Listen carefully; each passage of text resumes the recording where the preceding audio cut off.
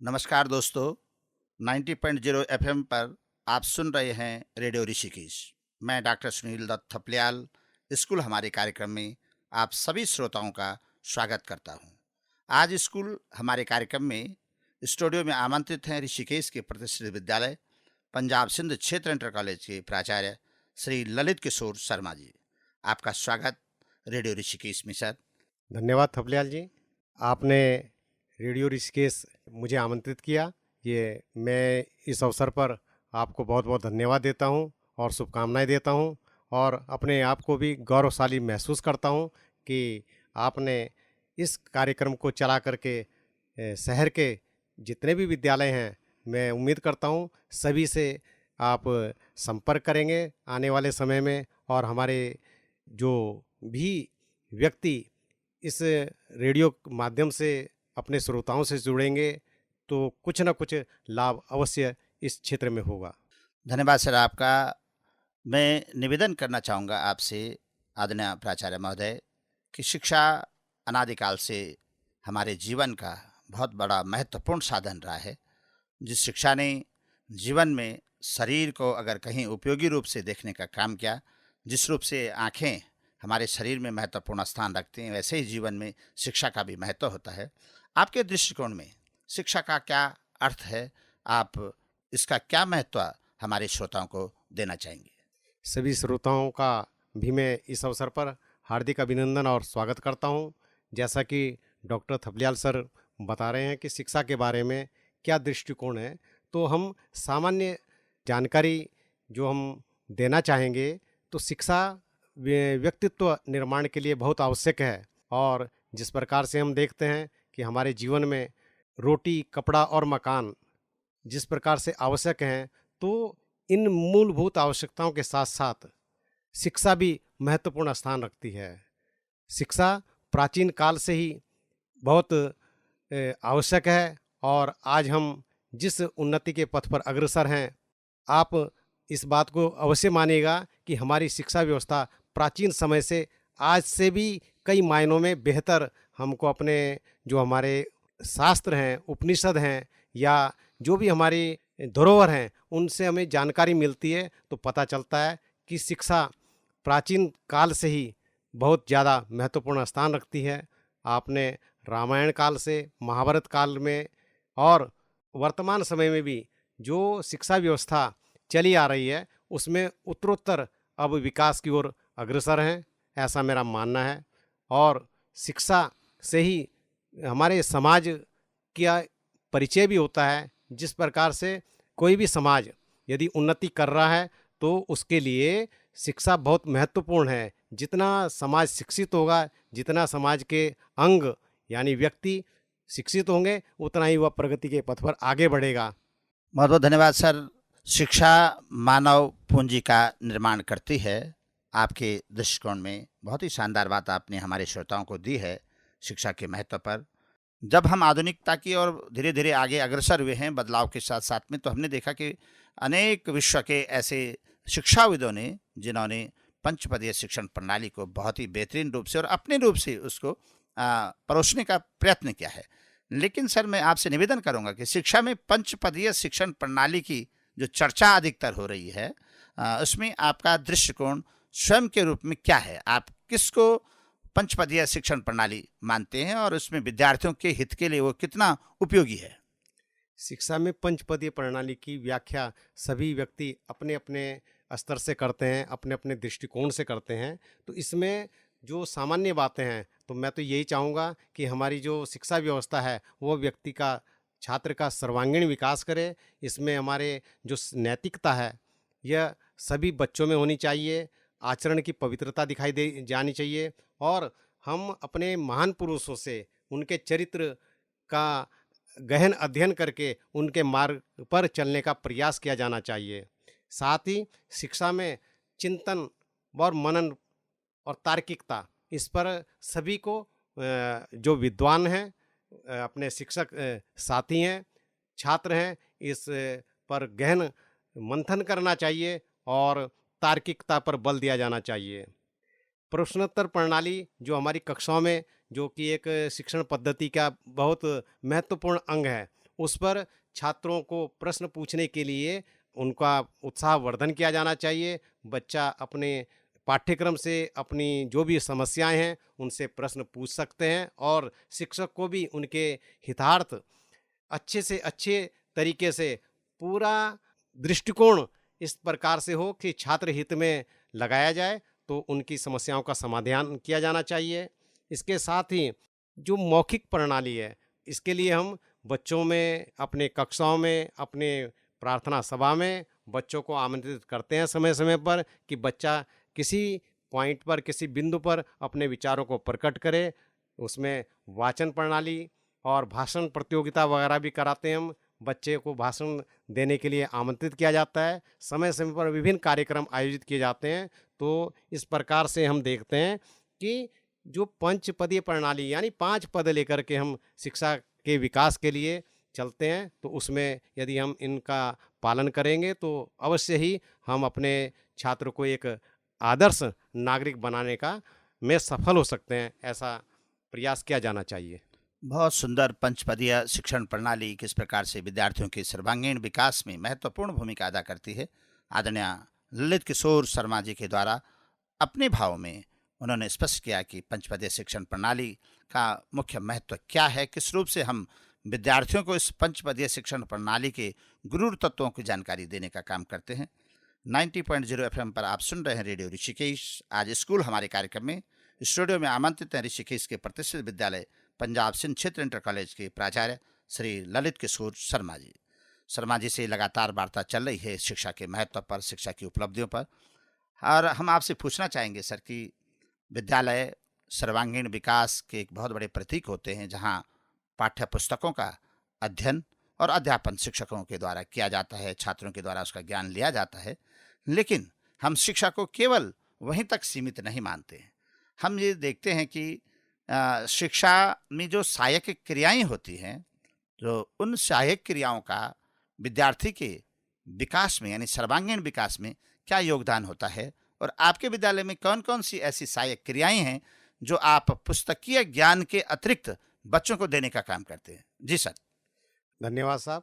आपने जो ये प्रश्न किया बहुत तार्किक प्रश्न है, और हमारे जो पाठ्यक्रम जो कि हम पुस्तक के माध्यम से शिक्षण करते हैं, इसके साथ साथ हमें अन्य जो पाठ्य सहगामी क्रिया होती है उसको भी कराया जाना चाहिए, और हमारा विद्यालय भी इस कार्यक्रम को कराता रहता है समय समय पर। इन क्रियाओं में हम बच्चों से आर्ट प्रतियोगिता कराते हैं, निबंध लेखन प्रतियोगिता कराते हैं समय समय पर, उनसे खेल कूद प्रतियोगिता कराते हैं, और साथ साथ सामान्य ज्ञान प्रतियोगिता।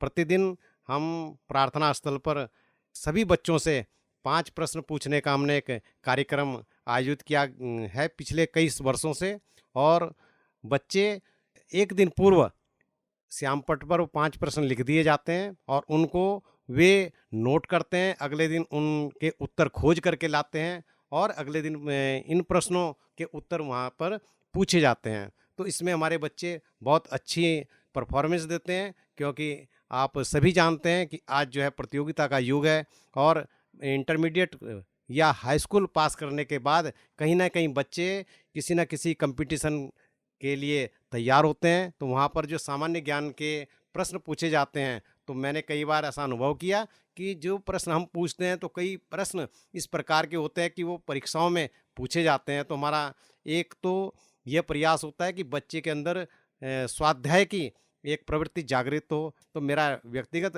प्रयास होता है कि हम बच्चों को इस योग्य बना सकें कि इंटरमीडिएट परीक्षा पास करने के बाद वे सामान्य ज्ञान के क्षेत्र में बहुत अच्छे तरीके से रहें, और कोई भी परीक्षा यदि वो देते हैं तो उसमें वे सफल हों। ऐसी मेरी उनके प्रति सद्भावना रहती है। वर्तमान शिक्षा प्रणाली विद्यार्थियों के लिए कितने अनुकूल है, इस संदर्भ में आपके क्या विचार हैं?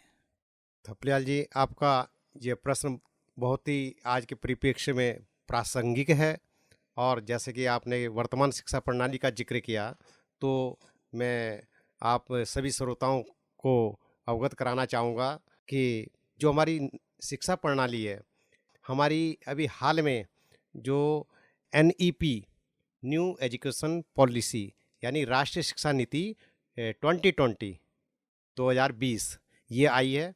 और यह शिक्षा नीति 34 वर्ष बाद 1986 के बाद आई, तो इसमें आमूल-चूल परिवर्तन देखने को मिल रहा है। इसमें जो हमारी 10+2 शिक्षा प्रणाली थी, यानी 10वीं के बाद 2 वर्ष इंटरमीडिएट के लिए, इसमें इस बार परिवर्तन किया गया।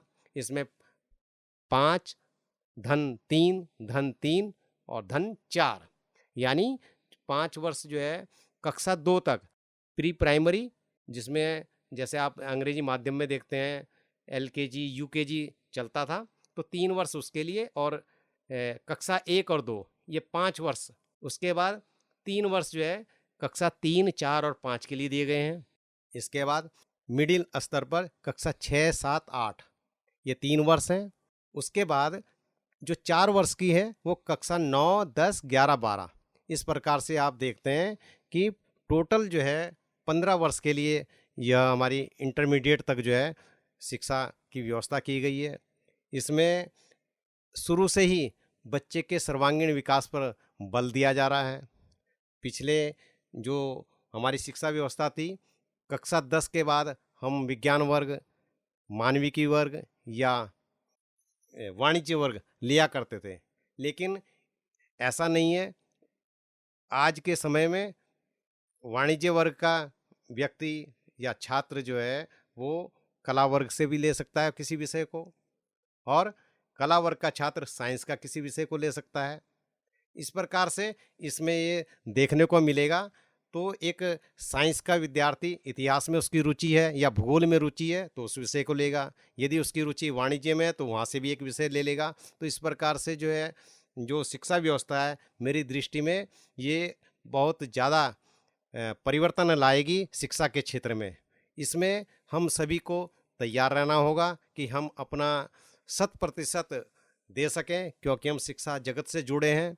शिक्षक को राष्ट्र निर्माता कहा जाता है। इस अवसर पर मेरा अपने सभी श्रोता, जो कि हो सकता है कोई शिक्षक साथी भी होंगे, उनसे भी मेरी ये अपेक्षा रहेगी कि हमें एक गुरुतर दायित्व दिया गया है, राष्ट्र निर्माता हमको कहा गया है, तो हम क्यों न अपने मन से, हृदय से और वास्तविक शिक्षक बनने का प्रयास करें। और सच्चा विद्यार्थी यदि हम तैयार कर पाएँ तो यह हमारे लिए सौभाग्य की बात होगी। और ये छात्र, जो आज के छात्र हैं, वे भविष्य में अवश्य हमको याद करेंगे और हमारे बताए हुए मार्ग पर चलने का प्रयास करेंगे, लेकिन उसके लिए पहले हमको तैयार रहना पड़ेगा।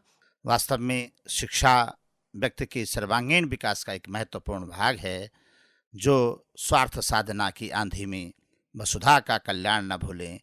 निर्माणों के इस पावन युग में हम चरित्र निर्माण न भूलें। आधुनिक शिक्षा में कहीं ना कहीं हमारी तकनीकी आई हैं, नए आयाम जुड़े हैं।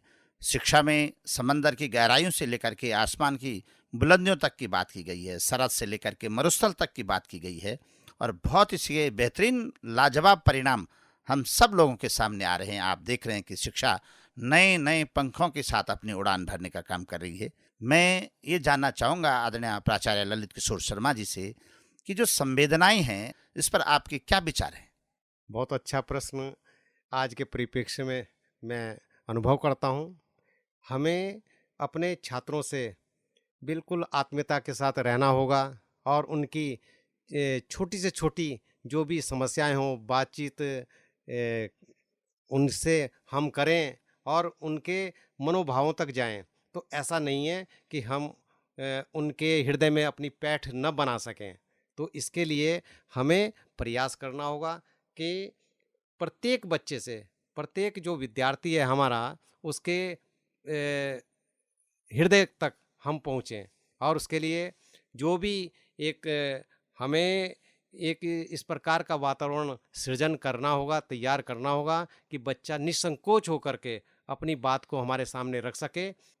अपने जो शिक्षक रहे प्राथमिक से लेकर, जिन्होंने मुझे प्राइमरी शिक्षा से मैं शिक्षण कार्य कराया, और उसके बाद आज इस पद पर पहुंचने के लिए जिन जिन शिक्षकों से मैंने शिक्षा प्राप्त की है, तो उनको मैं आज के दिन स्मरण करना चाहता हूं और उनका धन्यवाद अपने हृदय से देना चाहता हूं कि आपके इस कार्य की वजह से, आपने जो शिक्षण कार्य कराकर मुझे इस योग्य बनाया, तो मैं उनको स्मरण करना चाहता हूँ। 90.0 एफएम पर आप सुन रहे हैं रेडियो ऋषिकेश। आज स्कूल हमारे कार्यक्रम में स्टूडियो में आमंत्रित हैं ऋषिकेश के प्रतिष्ठित विद्यालय पंजाब सिंध क्षेत्र इंटर कॉलेज के प्राचार्य ललित किशोर शर्मा जी कि आपके विद्यालय में को एजुकेशन प्रणाली है। बालिका शिक्षा के लिए आपके द्वारा क्या विशेष प्रयास किए जाते हैं?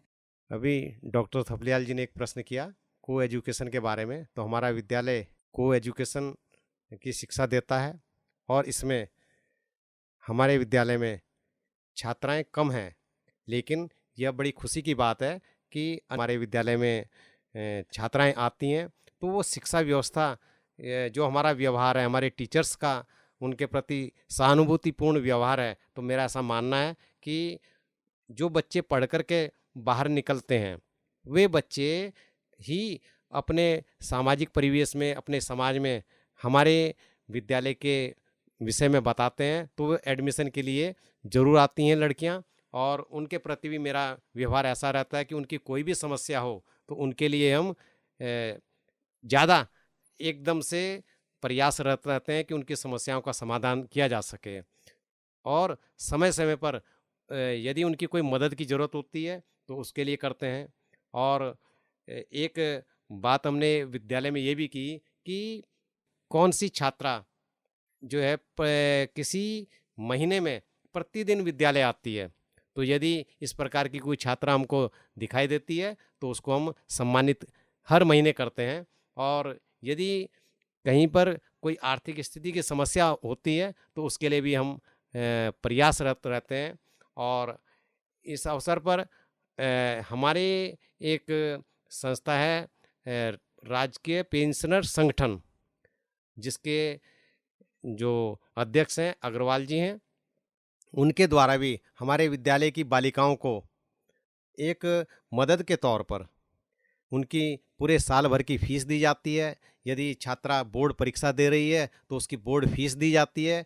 और इस प्रकार से यदि किसी छात्रा को कोई जूते या ड्रेस की आवश्यकता है तो उनके द्वारा दी जाती है। तो मैं इस मंच के माध्यम से, जो एफएम रेडियो है, इसके माध्यम से अग्रवाल जी जो अध्यक्ष हैं राजकीय पेंशनर संगठन, उनको भी बहुत बहुत धन्यवाद देना चाहता हूँ। धन्यवाद सर आपका। आपने अपने विद्यालय में किस रूप से आप बालिकाओं की शिक्षा के लिए प्रतिबद्ध हैं इसके बारे में आपने बताया, हमारे श्रोताओं को आपने जानकारी दी है। और इसके साथ ही मैं निवेदन करना चाहूँगा आपसे कि जिस प्रकार से नई शिक्षा नीति में मातृभाषा की बात की गई है, क्योंकि मातृभाषा जननी जन्मभूमि स्वर्गादपि गृहस्य की बात करती है कि माता और मातृभाषा हमारे लिए स्वर्ग से बढ़ करके होते हैं। आपके विद्यालय में इसके लिए क्या प्रयास किए जा रहे हैं, हमारे श्रोताओं को बताने की कृपा करेंगे?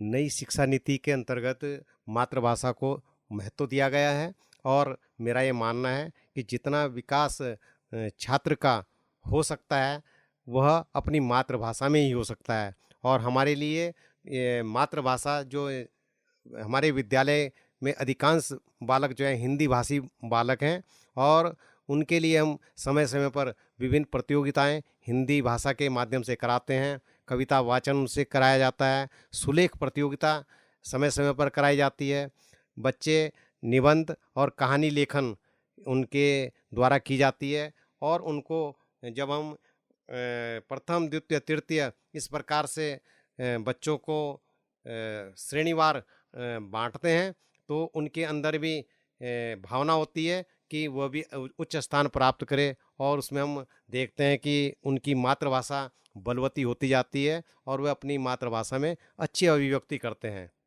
बहुत बहुत धन्यवाद। मातृभाषा के लिए आपके द्वारा किए गए प्रयास की बहुत सराहना की जाती है। हम आपसे पूछना चाहेंगे कि विद्यालय की प्रार्थना सभा पूरे विद्यालय का एक दर्पण होता है। प्रार्थना में वो शक्ति होती है कि जिससे हम अपने बच्चों के मनोभावों को समझने का काम करते हैं और साथ ही अपने संपूर्ण गतिविधियों को बच्चों तक पहुंचाने का काम करते हैं। आपके द्वारा आपके विद्यालय की प्रार्थना सभा में कौन से ऐसे नए आयामों को जोड़ा गया है जिससे कि आपके विद्यालय की प्रार्थना सभा का आकर्षण बच्चों के मनोभावनाओं में आज तक भी जुड़ा हुआ है, उनके मानस पटल पर छाया हुआ है? बताने की कृपा करेंगे हमारे श्रोताओं को। विद्यालय की प्रार्थना सभा प्रत्येक विद्यालय का दर्पण होती है और इस क्षेत्र में हमने भी प्रयास किया। प्रत्येक दिन, सप्ताह के 6 दिन हम प्रतिदिन अलग-अलग प्रार्थना बच्चों से करवाते हैं। इसी प्रकार से समूह गान, यह भी प्रत्येक दिन अलग-अलग लय ताल के माध्यम से इसको कराया जाता है।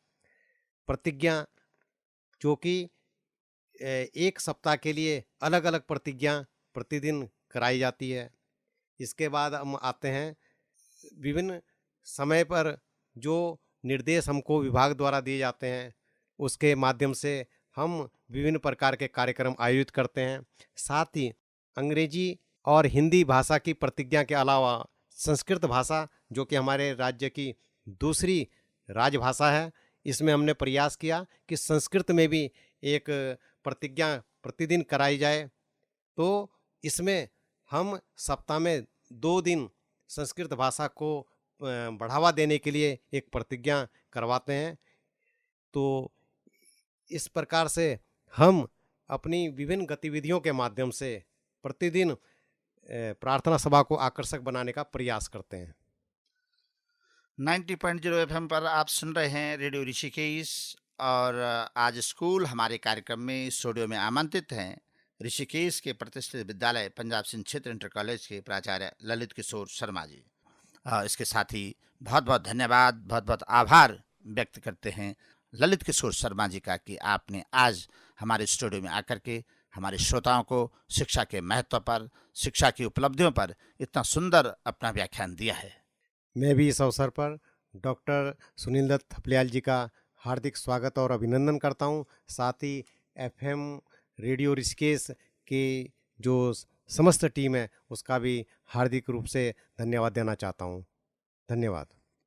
धन्यवाद। इस कार्यक्रम के संदर्भ में यदि कोई संदेश देना चाहते हैं तो आप हमें व्हाट्सएप कर सकते हैं। हमारा नंबर है 9411392967 में रिपीट करता हूं एक बार फिर से कि 9411392967।